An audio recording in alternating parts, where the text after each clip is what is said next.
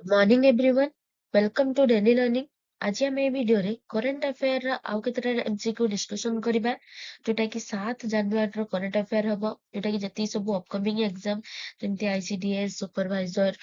PO junior assistant RI अमीन ARI ए सब एग्जाम पई ए भिडियो रे बहुत हेल्पफुल हबो। आ ता सहित जति सीजीएल पई प्रिपेयर होछथि ए भिडियो रे बहुत हेल्पफुल हबो। आउ या पूर्व जति सब जनवरी मासर करेन्ट अफेयर करिछि देखि नांती प्लेलिस्ट चेक कर ଦେଖିନେବେ ଯୋଉଟାରେ କି ସବୁ ଭଲ ଭଲ ଗୁରୁତ୍ୱପୂର୍ଣ୍ଣ ପ୍ରଶ୍ନ ଯୋଉଟା କି ପରୀକ୍ଷା ପାଇଁ ଉପଯୋଗୀ ସେ ସବୁ ଅଣାଯାଇଛି। ତ ଚାଲନ୍ତୁ ଆଜିର ଫାର୍ଷ୍ଟ କ୍ୱେଶ୍ଚନ କଣ ଦେଖିବା। which government signed an MOU with the Reserve Bank of India in January 2026 ସେ ପଚାରିଛି କୋଉ ଗଭର୍ଣ୍ଣମେଣ୍ଟ କଣ କରିଛି ନା ରିଜର୍ଭ ବ୍ୟାଙ୍କ ସହିତ ଗୋଟେ MOU ସାଇନ୍ କରିଛି କେବେ ନା ଜାନୁଆରୀ 2026 ରେ କୋଉ ଗଭର୍ଣ୍ଣମେଣ୍ଟ ଟା ରିଜର୍ଭ ବ୍ୟାଙ୍କ ସହିତ MOU ସାଇନ୍ କରିଛି। ଅପସନ ଅଛି କଣ ନା government of Maharashtra, government of Uttar Pradesh, ତାପରେ ସି ରେ ଅଛି ଗଭର୍ଣ୍ଣମେଣ୍ଟ ଅଫ ଦିଲ୍ଲୀ ଆଉ 4 ରେ ଅଛି କଣ ନା ଗଭର୍ଣ୍ଣମେଣ୍ଟ ଅଫ ତାମିଲନାଡୁ। ଏଟା ଠିକ ଉତ୍ତର କୋଉଟା ହବ ନା ଏଇ ଯୋଉ ଗଭର୍ଣ୍ଣମେଣ୍ଟ ଅଫ ଦିଲ୍ଲୀ କଣ କରିଛି ନା ସେ ରିଜର୍ଭ ବ୍ୟାଙ୍କ ସହିତ କଣ କରିଛି MOU ସାଇନ୍ କରିଛି। କିଏ କରିଛି ନା government of Delhi. Next question ଯଦି ଦେଖିବା କଣ କହିଛି ନା ଯଦି ଦେଖିବା ଯୋଉ ରିଜର୍ଭ ବ୍ୟାଙ୍କ ର ତା ହେଡକ୍ୱାର୍ଟର ଟା କୋଉଠି ରହୁଛି ନା RBI reserve bank of India ର ହେଡକ୍ୱାର୍ଟର ରହୁଛି ମୁମ୍ବାଇ ମହାରାଷ୍ଟ୍ରର। ଏଟା କେବେ ଏଷ୍ଟାବ୍ଲିଶ ହେଇଥିଲା ନା 1 ଏପ୍ରିଲ 1935 ରେ ଏଇ ରିଜର୍ଭ ବ୍ୟାଙ୍କ ଟା ଏଷ୍ଟାବ୍ଲିଶ ହେଇଥିଲା। ଆମେ ୟାର ଫାଷ୍ଟ ଗଭର୍ଣ୍ଣର ଦେଖିବା କଣ ରହିବେ ନା ସାର୍ ଅସବର୍ନ ସ୍ମିଥ ରହିବେ ୟାର ଫାଷ୍ଟ ଗଭର୍ଣ୍ଣର। ଆଉ ଯଦି ଆମେ ଦେଖିବା ଫାଷ୍ଟ ଇଣ୍ଡିଆନ ଯିଏ କି ଆରବିଆଇ ର ଗଭର୍ଣ୍ଣର ହେଇଥିଲେ ସିଏ କିଏ ଥିଲେ ନା ସିଡି ଦେଶମୁଖ। ଆଉ ବର୍ତ୍ତମାନ ଯଦି କିଏ ଅଛନ୍ତି ଗଭର୍ଣ୍ଣର ଅଛନ୍ତି କିଏ ନା ସଞ୍ଜୟ ମଲ୍ହୋତ୍ରା। ଏଇଟା କରେଣ୍ଟ ଆଫେୟାର ଆସିପାରେ ବର୍ତ୍ତମାନ ଆରବିଆଇ ର କିଏ ଅଛନ୍ତି ଗଭର୍ଣ୍ଣର ଅଛନ୍ତି ତାହେଲେ ସିଏ କିଏ ଅଛନ୍ତି ସଞ୍ଜୟ ମଲ୍ହୋତ୍ରା। Next question ଦେଖିବା who has been appointed as the Chief Justice of the Sikkim High Court in 2026। ମୁଁ previous 2ଟା କି 3ଟା ଭିଡିଓରେ ମୁଁ ଯେତିକି ସବୁ ନୂଆ ନୂଆ ଚିଫ ଜଷ୍ଟିସ ଯୋଉ ଆପଏଣ୍ଟ ହେଇଛନ୍ତି କେତେ ଟ୍ରାନ୍ସଫର ହେଇଛନ୍ତି ସେ ବିଷୟରେ ମୁଁ ଆଲୋଚନା କରି ଆସିଛି। ଆଉ ଆଜି ଆମେ ଡିସ୍କସନ କରିବା ନା ସିକିମ ହାଇକୋର୍ଟ ର କିଏ ଚିଫ ଜଷ୍ଟିସ ଭାବେ ଆପଏଣ୍ଟ ହେଇଛନ୍ତି ବୋଲି ଏଠି ପଚାରୁଛି। ଅପସନ ଏ ଅଛି କଣ ନା ଜଷ୍ଟିସ ମୀନାକ୍ଷୀ ମଦନ ରାୟ, ଅପସନ ବି କହିଛି ଜଷ୍ଟିସ ବିଶ୍ୱନାଥ ସୁମଦର, ଅପସନ ସି କହିଛି ଜଷ୍ଟିସ ଏ ମୋହମ୍ମଦ ମସ୍ତକ, ଅପସନ ଡି କହିଛି ଜଷ୍ଟିସ ରାଜେନ୍ଦର ସଚାର। ଠିକ ଉତ୍ତର କୋଉଟା ହବ ନା ଜଷ୍ଟିସ ଏ ମୋହମ୍ମଦ ମସ୍ତିକ କଣ ଅଛନ୍ତି ନା ସିକିମ ର ଚିଫ ଜଷ୍ଟିସ ଭାବେ ରିସେଣ୍ଟଲି ଆପଏଣ୍ଟ ହେଇଛନ୍ତି। କିଏ ହେଇଛନ୍ତି ନା ଜଷ୍ଟିସ ମୋହମ୍ମଦ ମସ୍ତିକ। नेक्स्ट क्वेश्चन जो देखिबा India's first indigenously design population control pollution control vessel is जदि हमें देखिबा कोन ना इंडिया रो प्रथम थरो पई गुटे अछि कोन ना गुटे पोल्यूशन कंट्रोल वेसल जे छि कोन डेवलप हेछि जोडे ता ना कोन एठी बोली से पचारुछि। ऑप्शन ए कहिछि आईसीजीएस समुद्र प्रहरी, ऑप्शन बी कहिछि आईसीजीएस समुद्र प्रताप, ऑप्शन सी कहिछि आईसीजीएस वज्र, ଆଉ ଅପସନ ଡି କହିଛି ଆଇସିଜିଏସ୍ ବରୁଣ। ଠିକ ଉତ୍ତର କୋଉଟା ହବ ନା ଆଇସିଜିଏସ୍ ସମୁଦ୍ର ପ୍ରତାପ ହଉଛି କଣ ନା first indigenously designed pollution control vessel. ତାହେଲେ କଣ ସେଟା ତା ନାଁ କଣ ନା ଭେସେଲ ହଉଛି କୋଉଟା ଆଇସିଜିଏସ୍ ସମୁଦ୍ର ପ୍ରତାପ। ନେକ୍ସଟ କ୍ୱେଶ୍ଚନ ଯଦି ଦେଖିବା କଣ କହିଛି ଆଚ୍ଛା ସେ କହିଛି କଣ ଆଇସିଜିଏସ୍ ସମୁଦ୍ର Pratap is an India's first indigenously designed pollution control vessel। ଏଟା ହଉଛି ଇଣ୍ଡିଆ ଦ୍ୱାରା ଡିଜାଇନ କରାହେଇଥିବା କଣ ନା first pollution control vessel. It belongs to the Indian coast guard build by କାହା ଦ୍ୱାରା ଏଟା ଯଦି ବିଲ୍ଡ ହେଇଛି ନା ଗୋଆ ସିପୟାର୍ଡ ଲିମିଟେଡ। ଏଟା ବହୁତ ମନେ ରଖିଥିବେ ଏଟା ପଚାରି ଦେଇପାରେ କାହା ଦ୍ୱାରା ଏଟା ବିଲ୍ଡ ହେଇଛି ନା ଗୋଆ ସିପୟାର୍ଡ ଲିମିଟେଡ। ଏଠି ଦିଟା କ୍ୱେଶ୍ଚନ ହେଇପାରିବ କି ଆଉ ଯୋଉ ଇଣ୍ଡିଜିନିୟସଲି ପଲ୍ୟୁସନ କଣ୍ଟ୍ରୋଲ ଭେସେଲ ନା କଣ ନା ରହୁଛି ସମୁଦ୍ର ପ୍ରତାପ ଆଉ କାହା ଦ୍ୱାରା ଏଟା ବିଲ୍ଡ ହେଇଛି ନା ଗୋଆ ସିପୟାର୍ଡ ଲିମିଟେଡ ଦ୍ୱାରା ଆଉ ଯୋଉଟାରେ କି 60% ଇଣ୍ଡିଜିନିୟସ କଣ୍ଟେଣ୍ଟ ସବୁ ରହିଛି। Next question who declare 2026 as the year of networking and data centricity। ତାହେଲେ ପଚାରୁଛି କି ଏଙ୍କ ଭିତରୁ କିଏ କଣ କରୁଛି ନା 2026 କୁ year of networking and data centricity ଭାବେ ଡିକ୍ଲେୟାର କରିଛି ବୋଲି ପଚାରୁଛି। ଠିକ ଉତ୍ତର କୋଉଟା ହବ ଅପସନ ଏ ରେ କହିଛି କଣ ନା prime minister of India, option B କହିଛି chief of defence staff, option C କହିଛି ଇଣ୍ଡିଆନ ଆର୍ମି, ଅପସନ ଡି କହିଛି ଡିଫେନ୍ସ ମିନିଷ୍ଟର ଅଫ ଇଣ୍ଡିଆ। ଠିକ ଉତ୍ତର କୋଉଟା ହବ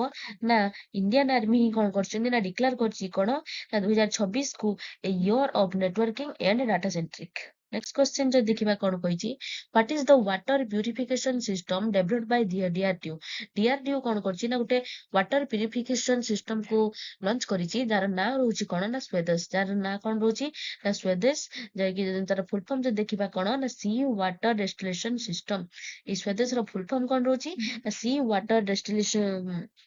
हाँ डिसलिनेशन सिस्टम जेटा कि जाको सर्ट फॉर्म रे स्वेदेश कुहा होउछि एटा कहा द्वारा डेवलप हेछि ना डीआरडीओ द्वारा जदि हमें देखिबा कोन जे रहउछि कोन ना सी वाटर डिसलिनेशन सिस्टम जेटा कि ना होउछि स्वेदेश कहा द्वारा डेवलप हेछि ना डेवलप बाय होउछि डीआरडीओ बा डिफेंस laboratory जोधपुर पर्पज होची कोन यार ना purifies saline and brackish water into portable drinking water जो रहउची सलाइन बा लुणी पानी को जेमती पानीय पानी रूपे को कोन होइछि ना रूपांतरित करी हबो जदि आमे देखिबा यार यूज कोड कोडी हबो ना field operation coastal high altitude and remote deployment रे एडा को हमें व्यवहार करि परिबा ताले स्वदेश को के डेवलप करछि ना डीआरडीओ नेक्स्ट क्वेश्चन जो देखिबा हमें कोन world day of war world day of war orphans day observe on which date ए जो world day of war orphan day टा केबे पालन करा जाय बोली पचारुछि ऑप्शन ए रे अछि 4 जनवरी ऑप्शन बी रे अछि 5 जनवरी ऑप्शन सी रे अछि 6 जनवरी और ऑप्शन डी रे अछि 10 जनवरी ठीक उत्तर कोटा हबो नै 6 जनवरी कोन करा जाय ना एटा पालन करा जाय केबे करा जाय 6 जनवरी ही world day of war orphan को पालन करा जाय Next question କହିଛି the indigenously manufactured automatic weather station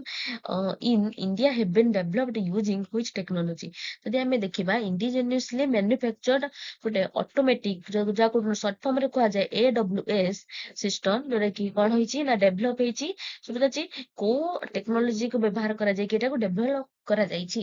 option ଏ ରେ କହିଛି କଣ ନା satellite communication ଅପସନ ବି ରେ କହିଛି artificial intelligence ଅପସନ ସି ରେ କହିଛି 3D प्रिंटिंग टेक्नोलोजी डी रे कहिछि क्वांटम कंप्यूटिंग ठीक उत्तर कोटा हबो ना 3D प्रिंटिंग टेक्नोलोजी को व्यवहार करिकि कोन करिछि ना इंडिया डेवलप करिछि कोन ना automatic weather station in India कोन automatic weather station next question जो देखिबा कोन कहिछि India's largest integrated inland rainbow trout farm, inaugurated by Union Minister Rajiv Ranjan Singh in Telangana, is located in which district? যদি ଆମେ ଦେଖିବା ଇଣ୍ଡିଆର ସବୁଠାରୁ ବଡ ବା ଲାର୍ଜେଷ୍ଟ ଇଣ୍ଟିଗ୍ରେଟେଡ କଣ ନା ଇନଲାଣ୍ଡ ରେନବୋ ଟ୍ରଟ୍ ଫାର୍ମ ଯୋଉଟା କି କାହା ଦ୍ୱାରା ଇନାଗୁରେଟ ହେଇଛି ଯଦି ଆମେ ଦେଖିବା ୟୁନିୟନ ମିନିଷ୍ଟର ରାଜୀବ ରଞ୍ଜନ ସିଂଙ୍କ ଦ୍ୱାରା ଏଟା ଇନାଗୁରେଟ ହେଇଛି କୋଉ ଷ୍ଟେଟ ରେ ଲୋକେଟ କରିଛି ନା ତେଲେଙ୍ଗାନାରେ ଲୋକେଟ କରିଛି ଆଉ ପଚାରିବ କୋଉ ଡିଷ୍ଟ୍ରିକ୍ଟ ରେ ନା ତେଲେଙ୍ଗାନାର रंगारेड्डी डिस्ट्रिक्ट रे ही एटा लोकेट करूची कोठी लोकेट करूची ना तेलंगाना रो रंगारेड्डी डिस्ट्रिक्ट रे एटा लोकेट करूची कोन ना India's largest integrated inland rainbow ट्रट फार्म କହିଛି India's first government hospital based AI clinic was inaugurated in which state? ଯଦି ଆମେ ଦେଖିବା ଇଣ୍ଡିଆର first government hospital based AI ବା ଆର୍ଟିଫିସିଆଲ ଇଣ୍ଟେଲିଜେନ୍ସ କ୍ଲିନିକ ଟା କୋଉ ଷ୍ଟେଟ ରେ ଇନାଗୁରେଟ କରାଯାଇଛି ଅପସନ ଏ ରେ ଅଛି ମହାରାଷ୍ଟ୍ର ବି ରେ ଉତ୍ତରପ୍ରଦେଶ ସି ରେ ଗୁଜରାଟ ନା ଡି ରେ କର୍ଣ୍ଣାଟକ ଏଟା ଠିକ ଉତ୍ତର କୋଉଟା ହବ ନା ଅପସନ ବି ଉତ୍ତରପ୍ରଦେଶରେ ହିଁ ଏଟା ଖୋଲା ଯାଇଛି କଣ ନା India's first government hospital based AI clinic next question जो देखिबा this the Salal hydro electric project is located on which river ये जो सलाल हाइड्रो इलेक्ट्रिक प्रोजेक्ट टा को रिवर ऊपर लोकेट करछि बिली पचारछि ऑप्शन ए रे अछि चेनाब ऑप्शन बी रे झेलम ऑप्शन सी रे रावी ऑप्शन डी रे अछि इंदस तने को नदी ऊपर ए चेनाब नदी ऊपर कोन करछि ता सलाल हाइड्रो इलेक्ट्रिक प्रोजेक्ट टा कोन करछि ना एटा लोकेट करछि नेक्स्ट क्वेश्चन कोन अछि देखिबा Which what is the IUCN conservation status of the wild Bactrian camel? अच्छा ये Bactrian camel कौन जो उट मानकर दुईटा हर्न थाए बा दीटा कुज थाए सेटाକୁ कोन कहंती ना Bactrian camel ବୋଲି କୁହାଯାଏ ଯଦି ଆମେ IUCN रिपोर्ट अनुଯାୟୀ ଦେଖିବା ए Bactrian camel ମାନଙ୍କର जो ତାଙ୍କ status ଟା कोन रहउची ନା ସେମାନେ critically endangered ରହିକି ରହିଛନ୍ତି कोन ନା ତାଙ୍କ status ଯଦି ଦେଖିବା Bactrian camel ମାନଙ୍କର ସେମାନେ ହେଲେ कोन critically endangered Next question କହିଛି who is the German chancellor visiting India on 12 to 13 January 2026 ମାନେ ସେ କଣ କହିଛି ନା ଜର୍ମାନର ଚାନ୍ସେଲର ଯିଏ କି ଆମ ଇଣ୍ଡିଆକୁ ଭିଜିଟ କରିବେ 12 ଆଉ 13 ଜାନୁଆରୀରେ ସେ ଆମ ଇଣ୍ଡିଆକୁ ଭିଜିଟ କରିବେ ତାଙ୍କ ନାଁ ଏଠି କଣ ବୋଲି ପଚାରୁଛି ଆଉ ତାଙ୍କ ନାଁ କଣ ରହୁଛି ନା ଯୋଉ ଜର୍ମାନର ଚାନ୍ସେଲର ଫ୍ରେଡରିଚ ମର୍ଜ ଯିଏ କି 12 ଆଉ 13 ଜାନୁଆରୀରେ ଆମ ଇଣ୍ଡିଆକୁ ଭିଜିଟ କରିବେ କିଏ ସିଏ ନା ଫ୍ରେଡରିଚ ମର୍ଜ କୋଉଟାର ନା ଜର୍ମାନର ଚାନ୍ସେଲର। ନେକ୍ସଟ କ୍ୱେଶ୍ଚନ ଯଦି ଦେଖିବା କଣ This is the Taimur air-launched cruise missile has been developed by which country? এই ଯୋଉ ତୈମୁର ଏୟାର ଲଞ୍ଚଡ କ୍ରୁଇଜ ମିସାଇଲ ଟା କୋଉ କଣ୍ଟ୍ରି ଦ୍ୱାରା ଡେଭଲପ କରାଯାଇଛି ନା ଏଟା ପାକିସ୍ତାନ ଦ୍ୱାରା ଡେଭଲପ କରାଯାଇଛି କାହା ଦ୍ୱାରା ଡେଭଲପ କରାଯାଇଛି ପାକିସ୍ତାନ ଦ୍ୱାରା। ନେକ୍ସଟ କ୍ୱେଶ୍ଚନ ଯଦି ଦେଖିବା China recently commissioned a new advanced warship into its navy. What is its name? ତାହେଲେ ଯଦି ଆମେ ଦେଖିବା ଚାଇନା କଣ କରିଛି ନା ରିସେଣ୍ଟଲି କଣ କରିଛି ନା new advanced warship into its navy ସେ କଣ କରିଛି ନା ତା ଗୋଟେ ଆଡଭାନ୍ସ ୱାରସିପ୍ କୁ ତା ନେଭିରେ କମିଶନ କରିଛି ଆଉ ତାର ନାଁ କଣ ପଚାରୁଛି ବୋଲି ଏଠି ପଚାରୁଛି ତା ନାଁ ଟା କଣ ତା ନାଁ ହଉଛି ଲୋଦି ତା ନାଁ କଣ ରହୁଛି ନା ଲୋଦି ଯୋଉଟା କି କାହା ଦ୍ଵାରା ହେଇଛି ନା ଚାଇନା ଦ୍ଵାରା ରହିଛି କାହା ଦ୍ଵାରା ନା ଚାଇନା ନେଭି ତାର ଯୋଉ ୱାରସିପ୍ କୁ ଆଡଭାନ୍ସ କରିବା ପାଇଁ ଲୋଦିକୁ ତା ସହିତ କମିଶନ କରୁଛି। ନେକ୍ସଟ କ୍ୱେଶ୍ଚନ ଯଦି ଦେଖିବା କଣ ରହିଛି India's EB4 visa for business travelers has been launched for national hub which neighboring country ତାହେଲେ ସେ ପଚାରୁଛି ଇଣ୍ଡିଆ କଣ କରୁଛି ତାର ଗୋଟେ ଭିସା ଯାର ନାଁ ହଉଛି EB4 ସେ ବିଜନେସ ଟ୍ରାଭେଲର ମାନଙ୍କ ପାଇଁ ଏଟା ଲଞ୍ଚ କରିଛି ସେ ପଚାରୁଛି କୋଉ କଣ୍ଟ୍ରିର ବିଜନେସ ଟ୍ରାଭେଲର ମାନଙ୍କ ପାଇଁ ଏଟା ସେ ଲଞ୍ଚ କରୁଛି।